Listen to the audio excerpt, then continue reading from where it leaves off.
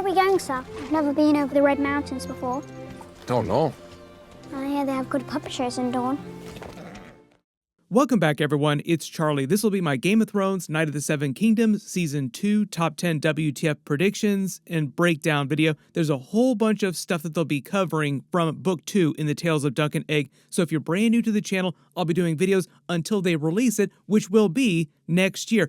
That's probably the first big reveal, is we're getting Season 2 next year. HBO made a big deal about saying they're trying to do another yearly Game of Thrones series. Unlike House of the Dragon, it's way easier for them to get seasons out year to year.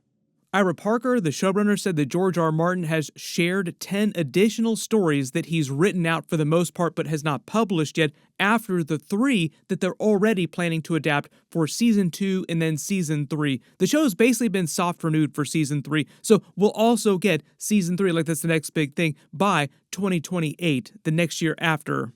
We already have a pretty good idea of what Season 4 will be. I'll reference that later in the video too, based on what George R. R. Martin has said previously. Another big Winterfell season. The Starks will eventually come back for another Duncan Egg story, for those of you that want to see more Stark-based stories during this part of the timeline.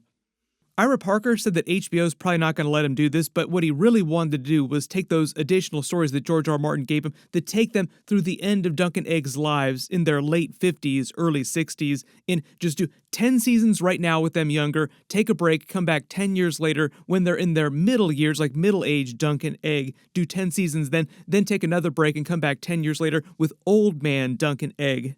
Which would mean I would be doing episode videos for Night of the Seven Kingdoms on my deathbed, like as an old man. Sit down and I shall tell you a tale about the tale of Duncan Egg.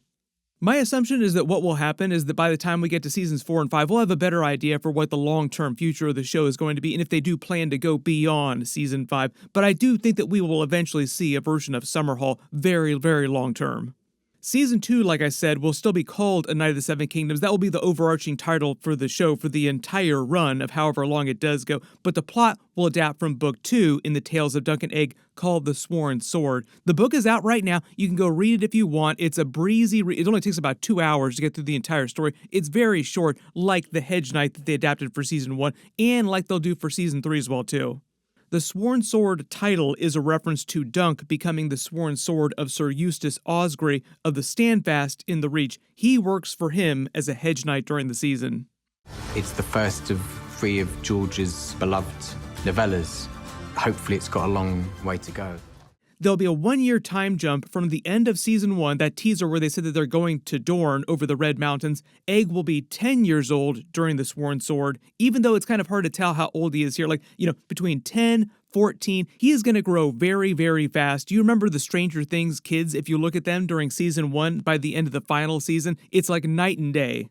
But one of the reasons why this is not a problem for Night of the Seven Kingdoms, HBO, or the Game of Thrones universe is that there are time jumps built into the Tales of Duncan Egg, so he's supposed to be significantly older by the end of the final story in Book 3. And obviously, George R. R. Martin has already given them all the additional stories after that, so he'll just continue getting much, much older. He doesn't become king until about 20 years plus after the events of Season 1, when he's in his 30s.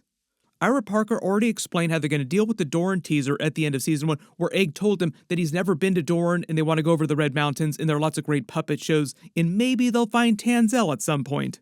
Tanzell Too Tall is from Dorne. She went back there during the actual tournament to avoid any further problems, like things are getting worse, so I'm just going to bail. Bye. But it sounds like, based on what Ira Parker said, they're just going to deal with their year-long adventures in Dorne when Season 2 picks up in flashbacks, with them remembering what they did. Because at the very beginning of the Book 2 story, Dunk and Egg just remember their year in Dorne. They talk about searching for every puppet show they could find in Dorne, but never seeing Tanzell. So part of the idea is that Dunk has not been reunited with Tanzell since the events of Season 1, but he's still thinking about her. Separately, George R. R. Martin already told Peter Claffey and the actress who plays Tanzell that they would eventually reunite in some future story, but he didn't say when that would be. You could think of her as his best girl, but he has many other romances, including one during the events of Season 2, so there are many other women that he romances across his lifetime. Lionel Baratheon's teaser for Have You Ever Been to Tarth, and the idea that he is the ancestor of Brienne of Tarth, probably won't pay off for much, much longer. Like, they're not going to get into whoever that romance winds up being, whichever woman winds up being Brienne's great-grandmother that he winds up getting with at some point later in his life before he becomes a Kingsguard. One of the other really big things that racks the realm, like big problems that they don't really get into that much during the season, is something called the Great Spring Sickness, which is kind of like the COVID of Westeros. It's a huge problem and has already gone down during the events of Season 2. This Great Spring Sickness comes along and kills a ton of people, both really important people, people in the line of succession, and also a lot of the small folk as well too. Without getting too far ahead of the story, like the story's out there, you can go read it if you want, but we don't want to get too deep into it here because it's kind of early. It wipes out another giant portion of the line of succession, making Aeg jump the line just a little bit further, closer to being king, but still a ways away at this point. When the season begins, Aerys, the first, has become the sitting king on the Iron Throne. He's the younger brother of Baelor. So remember some of the circumstances for how he would become king, because there are 4 sons that Daeron II had. Baelor, then Aerys, then Rhaegal, then Maekar. Daeron belongs on a tourney field no more than Aerys or Rhaegal. So things do get worse for the Targaryen royal family during the events of the season and before the events of Season 2 pick up.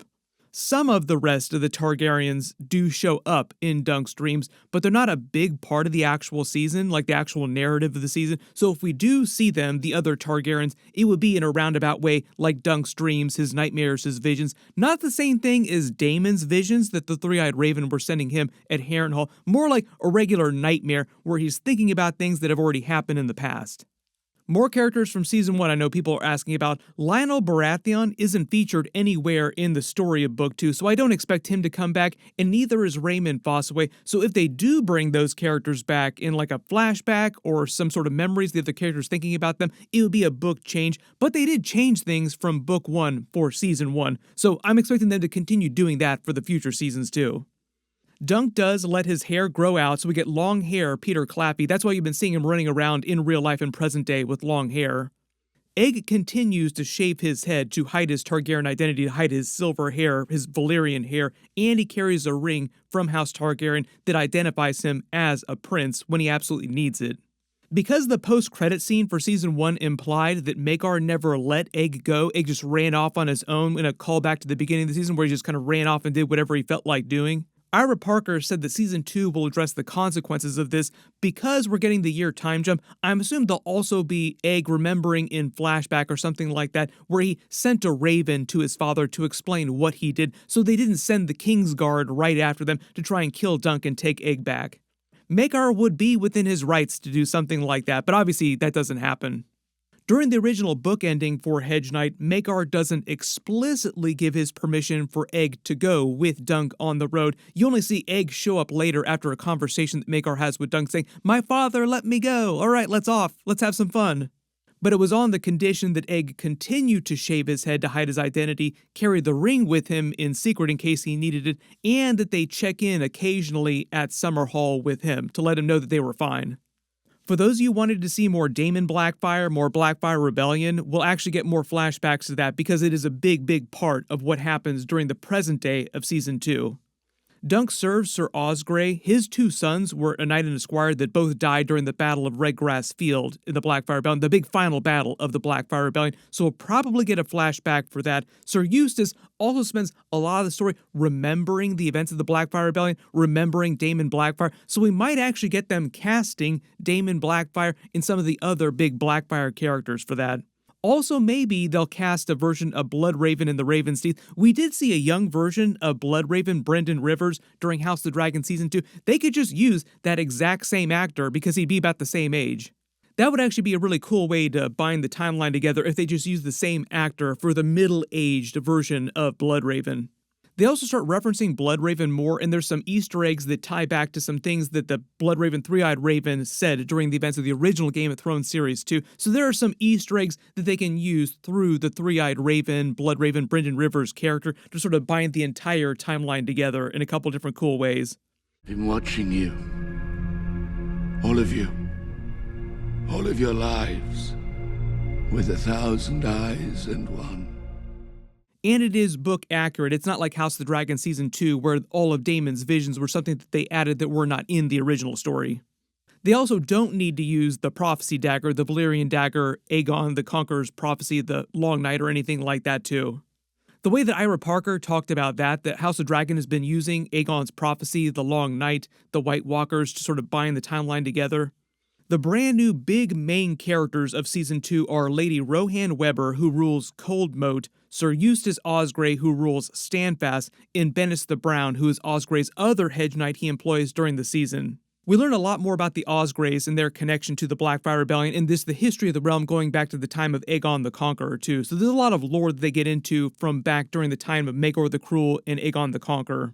The really big problem during Season 2 that Dunk is trying to solve, the problem between the houses Dunk is trying to mediate, is the Chequy River, and who owns the river is mostly a land dispute between House Osgrey and House Webber. We learned that House Osgrey had slowly declined over the last 100 years since the time of Maekar the Cruel because the Osgreys had lost Coldmoat, which House Webber is now ruling over, when Eustace's ancestor, Ormund Osgrey, publicly sided with the Poor Fellows and the Warrior Sons in the Faith Militant uprising against Maekar the Cruel, against the crown, so they lost their lordship then and just became landed knights of Standfast. This is the keep that Lord Osgrey is ruling over at the beginning of Season 2, so part of the idea is that he wants to keep his lands, he wanted to get his lands back, and thought that the Blackfyre Rebellion and supporting Daemon Blackfyre was the way to do that, but the Blackfyres lost, which also caused Daeron II to take action against him even worse. Like, things got even worse for House Osgrey after that. Sir Bennis of the Brown Shield is another hedge knight that Dunk runs into that's working for Lord Osgrey during this land dispute, and at least at this point is a much older person in present day who serves as a counterexample to Dunk as a dishonorable knight who doesn't uphold the tenets of knighthood chivalry, whereas Dunk continues to try and do the right thing to solve the issue at dispute between Osgrey and Lady Rohan Webber. And a really big theme of the season is Dunk getting to the actual truth of the matter, because when he comes into the problem trying to deal with it, he doesn't know all of the facts. And it almost winds up making things much, much worse, and they find a much more peaceful solution because he's able to actually parse through the facts and act with a cooler head, which is also meant to be a callback to Season 1 in the Trial of Seven, everything that happened with Daeron and Aerion. If they had acted with cooler heads and upheld the tenets of actual knighthood, then nobody would have actually died. Things would not have gone off the rails, and Baelor would still be alive. So a really big part of Season 2 is Dunk just learning how to be a good knight, like continuing to learn to be a better knight. Dunk also continues to remember Sir Arlen, so it is possible we continue to get Sir Arlen flashbacks, although the way they ended Season 1 made it seem like they don't plan on using Sir Arlen flashbacks nearly as much anymore, if at all. Dunk continues to remember him, though, in Season 2 and Season 3, like the stories they're adapting for those seasons, so we'll probably get at least a little bit more of Sir Arlen in flashbacks, but I don't think that they're going to address whether or not he actually knighted him ever, because George R. Martin reportedly told Ira Parker never to absolutely discreetly confirm a yes or no, just leave it up in the air for people to wonder. A true knight always finishes a story. For the most part, the way they ended Season 1, I think they were heavily implying that Dunk was never actually knighted, but the idea is, does it actually matter, or is it more important that Dunk became a better knight than any of the actual legal knights? But it's not like he goes into the events of Book 2, Book 3, and beyond that, Season 2, Season 3, having to continually prove whether or not he's an actual knight. That is no longer at issue anymore. Everybody he comes across just assumes he is what he says he is. There is another romance between Dunk and Lady Rohan, who they call the Red Widow because of her red hair, and her house sigil of House Webber is a Black Widow spider on its web. And by the events of Season 2, her 5 previous husbands have died through tragic circumstances, so the rumors begin to circulate about her that she had something to do with their deaths. Like, so there's an ill omen getting engaged to her, it will lead to your death. But the truth is that all of them were accidents or natural causes, so she herself is an actual good person, and the rumors about her are not true. They probably won't get into this during the events of Season 2 because she's much younger during this part of the timeline, but later in her life, she eventually becomes the great-grandmother of Cersei, Jaime, even Tywin Lannister. Like, all the Lannisters during the events of the original Game of Thrones, there's even Joffrey, through a couple other different marriages. Maybe if the show runs long enough, they'll also get into the idea that Tywin Lannister was the cup boy for Aegon when he became Aegon V in the actual sitting king on the Iron Throne, like a little tiny boy, Tywin Lannister. And because we didn't see any Starks during the events of Season 1, for people asking about the Starks, that'll be mostly Season 4 stuff. Dunk and Egg do get involved with the Starks, but the story for that won't take place till around Season 4. It's called The She-Wolves of Winterfell, in the story that George R. R. Martin has already written but has not published yet after the events of Book 3. That winds up becoming a Stark succession crisis. It's like a very Stark-heavy scene, so they will do a lot of Stark-based stuff during this part of the timeline eventually, but it's going to take them a couple years to actually get there. They actually reference the Starks in the Wall at the end of what will be Season 2. Like, that'll be the teaser. Like, they teased Dorne at the end of Season 1. There'll be a teaser for the Starks in the Wall at the end of Season 2. But things happen and they get stopped along the way. And largely, the events of Season 3 will take place in the Riverlands instead, on their way to Winterfell. Everybody post all your Season 2 predictions in the comments below and let me know what you want them to do with the show going forward season to season and how many seasons you want them to run. I know everybody would love to see them do all the way to Summerhall. But because the showrunner Ira Parker said that they're deep into filming Season 2, we'll probably get a teaser for this later this year. But remember, it's going to be a yearly show, so we don't have to wait that long to actually get footage. So whatever they wind up releasing for it, of course I will do videos. And the other big reminder is that we're getting House of the Dragon Season 3 Episode 1 in June, probably around the time that Season 2 premiered.